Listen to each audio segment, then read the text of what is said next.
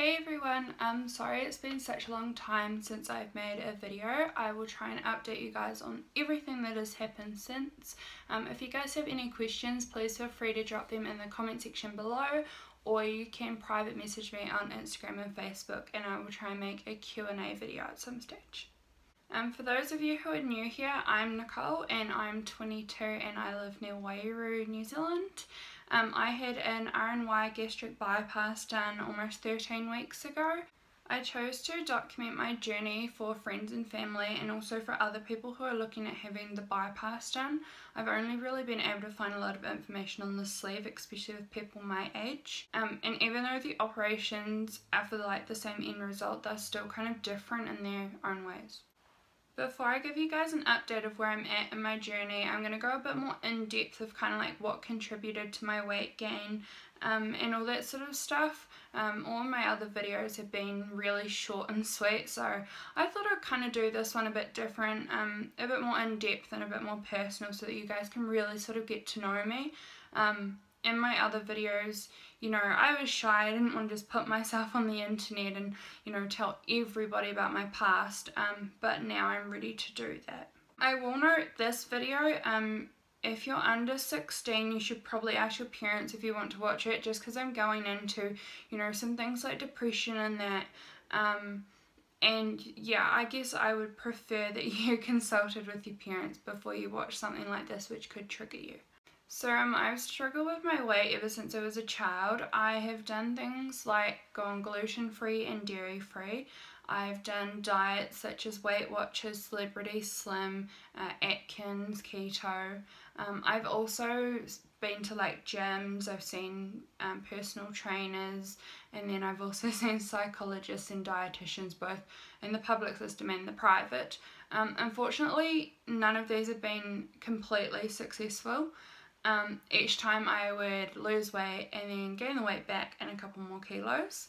So my weight gain was not just a result of overeating. I mean, that was one of the things that did contribute to it, but there was also a lot of other factors that a lot of people, just don't realise.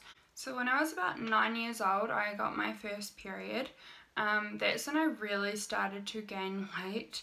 It wasn't until I was 13 that my doctor suggested that maybe I should see someone about polycystic ovaries and endometriosis.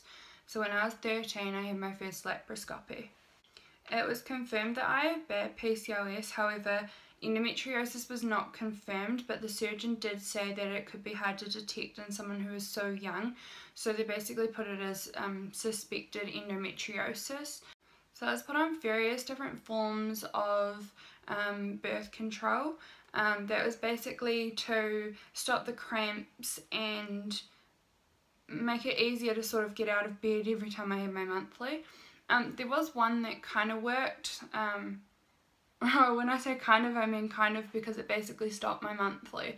So I didn't have a monthly from the time that I was 14 until about 19 to 20 is when I decided I was stopping it.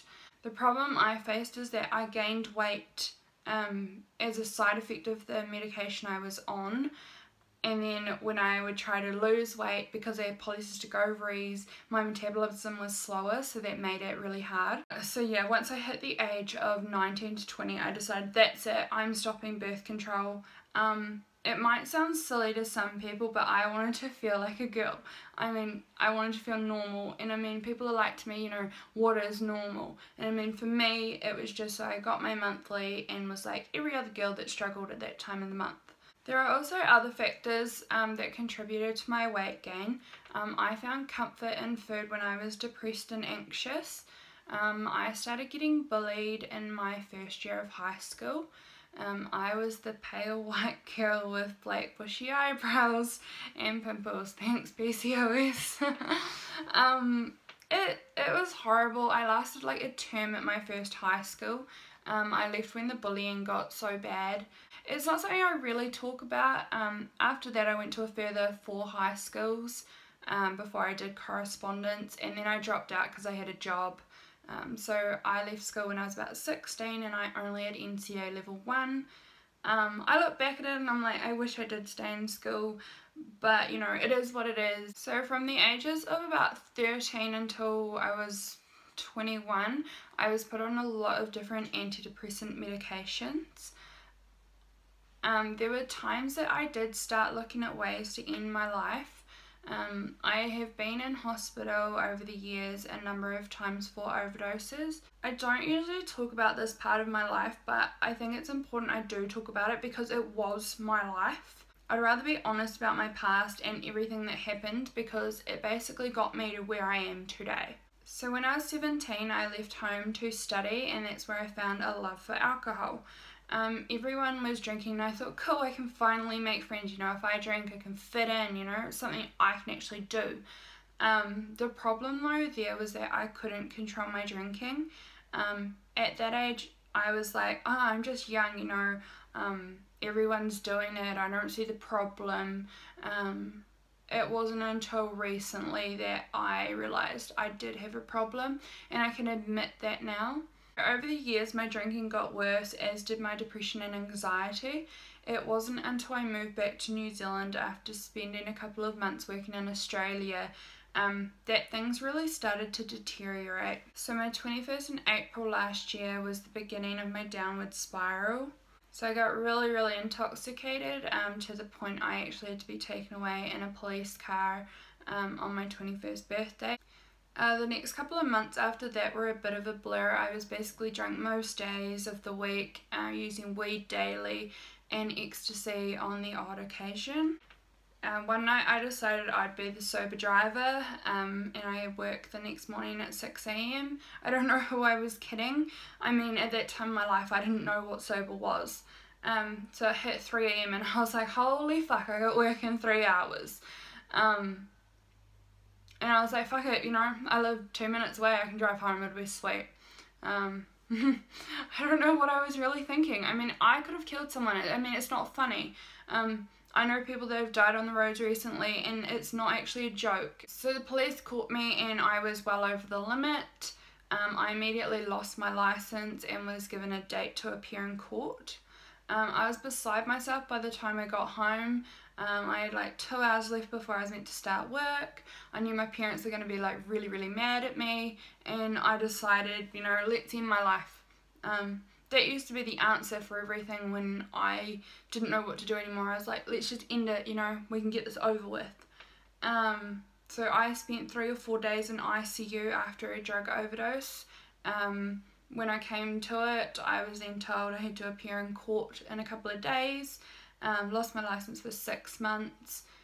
The problem though here, and it's like you would have thought, you know, what didn't this girl understand? Why didn't she just give it all up? I don't know why I didn't. I still didn't care.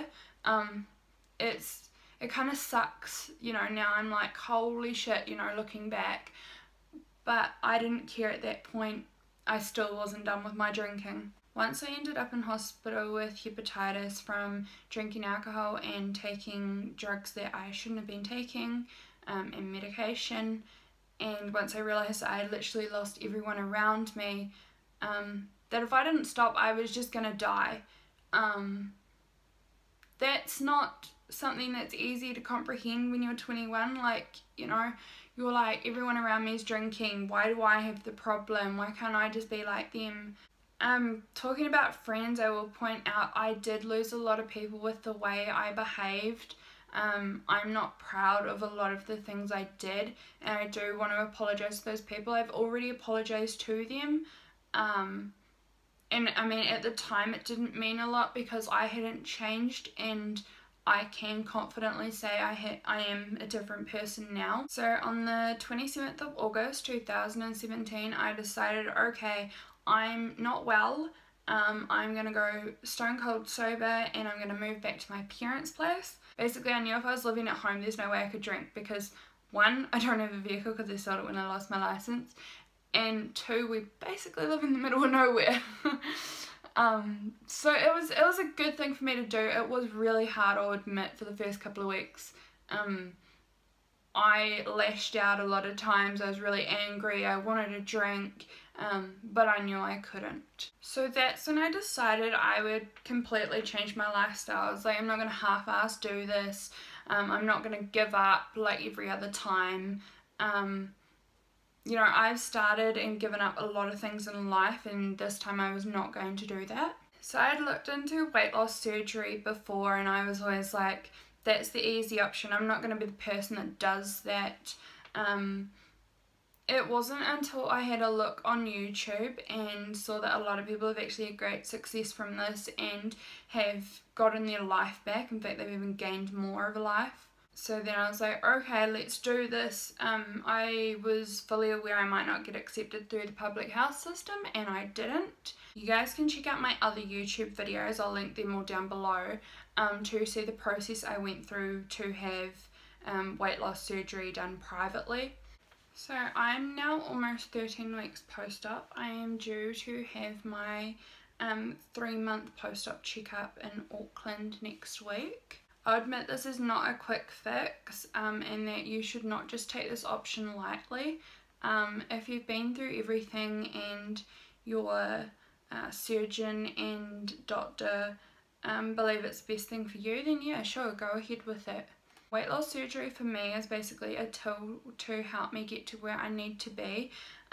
While looking great, you know, it's a bonus. It's basically about getting myself both physically and mentally in good health. Recently I have seen a lot of articles being posted about how great weight loss surgery is, and all these people who have like breezed through it. While weight loss surgery is amazing and people do get great results from it, it's also important we don't glorify it. Yes, it is very successful and a lot of people do have no issues, but it's also important that people are aware of the complications and realise that they can and do happen. So there were a few reasons why I had the bypass instead of the sleeve. One of the biggest reasons for me is because I've had a gastric ulcer when I was younger, and do suffer from bad reflux. So that was kind of a thing for me, because when you have the gastric sleeve, it can be quite common that you can get reflux, and I sort of didn't want that to rule my life, as well as other reasons. So my surgeon and I decided that was the best option for me. So the unfortunate thing that I've had, along with my other complications, is I've had my monthly for about 16 weeks now. There's been a couple of days, you know, where it will stop for a day or two and then come back. I am waiting to see a gynecologist about it. Unfortunately though, I can't see him until sort of the end of May. I'm seeing him just to be safe because, you know, bleeding for 16 weeks isn't normal. However, after having weight loss surgery, it can be quite common. Just your hormones are changing with the drastic weight loss and that sort of stuff.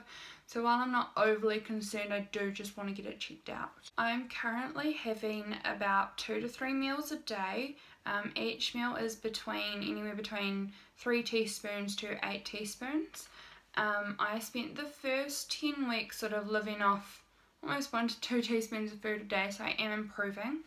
I'm still not where I need to be. I should be able to get in sort of like 1/4 of a cup of food per meal. So we're still not there yet, but it is improving. I've been prescribed pretty much every anti-nausea pill you can kind of think of. I have about, I think, 5 or 6 different ones. And I carry a bowl with me pretty much everywhere I go just to be safe. So in total I have lost 34 kgs. Not all of that was in the past 13 weeks. I lost 7.5 kgs before I started the pre-op diet. On Optifast, which was the pre-op diet, I lost 8 kilograms in 4 weeks. I was told I only needed to do it for 3 weeks, but I chose to do 4 because I wanted to kickstart my weight loss. And also, you know, the more weight you do lose before your operation, the better of a recovery you are meant to have. So since my bypass on the 1st of February, I've lost 18.5 kgs. So that's in the last sort of, you know, 12 to 13 weeks. So now I'll talk to you guys about the bit that you're probably all here for, which is the complications that I've had. I was aware of complications like bowel obstructions and strictures, you know, bleeding on the operating table, having a problem with my liver, dehydration, all of the complications that can happen after a gastric bypass. I actually did have a stricture very early on, at 3 weeks post-op. A stricture is a narrowing where the new joint is. So I had a stricture and it actually took 2 attempts to dilate it. The first attempt the surgeon stopped because he wasn't familiar with the equipment. I know a lot of people will be like, oh my god, why was he not familiar? He was actually a temporary surgeon, so he wasn't from the hospital I was at. So it was just a different equipment than what he was used to, and it was safer if he stopped. The other reason was because the sedation that they used did not sedate me. So I was sent to another hospital to have the stricture dilated and given a general anaesthetic. So the symptoms I sort of had was like I couldn't eat, I couldn't drink. If I did eat anything, it would sort of sit in like my epigastric area and feel like it was like dropping. So we all thought that having the stricture dilated would fix that, and in most cases it does. Unfortunately in my case it didn't. I spent from week 3 post-op until week 10 post-op in hospital. It wasn't ideal, but I wasn't able to eat or drink pretty much anything. The reason I've had so many problems is not because there was a problem with the surgery itself. It's just my body decided it didn't like the new route of the bypass, so it was just fighting it. At the beginning I was told, you know, it could take a few days, it could take a week, then it was like it could take a few weeks, and now they're like it could take a couple of months. So I've been in theatre for endoscopies about 5 or 6 times over the past 13 weeks. I've also had 2 NJ tubes inserted. They are nasal jejunum feeding tubes. These have to be done under sedation because they are into the small intestine. I can't have a feeding tube into the stomach because my stomach is now very, very tiny. So while it's hard to admit, I am still struggling quite a bit. I have had a lot of people say to me, you know, the weight must just be falling off you with not eating or drinking. But this isn't the case. I have had a couple of times when my weight loss did stall, mainly when I was in hospital, when I was dehydrated. When you are dehydrated, your body tries to cling on to everything, but now that I am eating and drinking, my weight loss has started to fall off again. So I was aware of the risks, but I was not aware of, you know, needing to be in hospital so early on with a feeding tube. I don't think anyone who has had weight loss surgery actually expects that to happen. It's a very uncommon side effect. My surgeon did say it does happen to less than 1% of people. I had actually booked a one-way ticket to move to Brisbane on the 1st of April. Unfortunately, I was in hospital on the 1st of April with a feeding tube, so I had to put that off. My surgeon has told me at the moment it's not a good idea for me to move overseas, and that I probably won't be able to move overseas this year. I'm completely fine with that though, because it is better that I get my health on track first, and besides, New Zealand may have some other opportunities for me. My parents did help me pay for the surgery. I don't usually go into prices because I believe if you have tried every option and this is your last resort, then you will put everything on the line, just like my parents and I did. We aren't well off, we don't have a lot of money, you know. A lot of people say, oh, you must be rich. No, we're not, we got a loan. You know, I don't go into prices. You can have a look though on a lot of the weight loss surgery clinic websites. They do have sometimes prices on there, so you're welcome to go have a look on there if you like. Having weight loss surgery has changed my life. It might sound cliche, but it is true. Even though I've had complications, I'm still way better off than what I used to be. I no longer have anxiety that once ruled my life. I gave up binge drinking. I actually even went bungee jumping for my 22nd birthday a week or so ago, and I mean that's something I never would have ever imagined myself doing, and my thing I want to do next year is go skydiving. I mean, if you know me, you'll know how crazy this sounds. I do have comments from people, you know, whoa, you look completely different. I walked into my hairdresser's the other day and she's like, oh my gosh, I didn't even recognise you. You know, those comments make me feel great. Even my parents are like to me, what have you done with their shy daughter? So it is great. Honestly, it's like I've got more to live for now. You know, I always wondered, you know, why am I living? What's the purpose of life? And now I know it's sort of to have adventure, to live, to have fun, to do all these crazy things. So that's basically where I'm at the moment. So while I've had complications, I am definitely a lot happier than what I was. You know, losing 34 kgs is incredible. I still do have more weight to lose, maybe another sort of 20 sort of kgs to go, and then I want to tone. I haven't really decided on definitely getting skin removal surgery and a breast lift and that sort of stuff. It is something I want to do in the future, but my goals at the moment is to be able to eat the amount I need to eat, get my liquid intake up, you know, get myself well enough to have a job, and then worry about those sort of things. So I am exercising as well on the days where I'm not dizzy, and that I will go for a jog, and I have also just started the 30-day squat challenge. You can check out on my Instagram how my progress is going on that. I didn't realise it would hurt my legs so much. I'm just doing body weight, but I've never had a bum, so I'm excited to see how this goes. So everything has pros and cons to it. Any surgery you have, for me, you know, being overweight had its cons. Well, basically it was just cons.